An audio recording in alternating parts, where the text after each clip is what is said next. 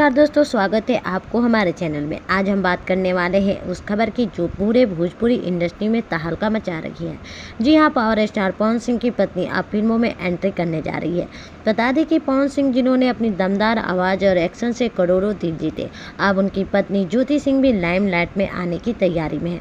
जहां पवन सिंह की भोजपुरी इंडस्ट्री के पावर स्टार है, वहीं अब उनकी पत्नी ज्योति सिंह भी कैमरे के सामने आने को तैयार है। सूत्रों के मुताबिक ज्योति सिंह ने हाल ही में एक भोजपुरी फिल्म के लिए ऑडिशन दिया है और उस फिल्म के मेकर्स उनकी सादगी और कॉन्फिडेंस से बेहद इम्प्रेस हुए हैं। खबर यह है कि वो एक सशक्त महिला का किरदार निभाने वाली है, जो दर्शकों को दिलों को छू जाएगा। बता दें कि जब मीडिया ने पवन सिंह से इस बारे में सवाल पूछा तो उन्होंने मुस्कुराते हुए कहा, अगर मेरी पत्नी इंडस्ट्री में काम करना चाहती है तो मैं उनका पूरा सपोर्ट करूंगा। हर किसी को अपनी पहचान बनाने का हक है।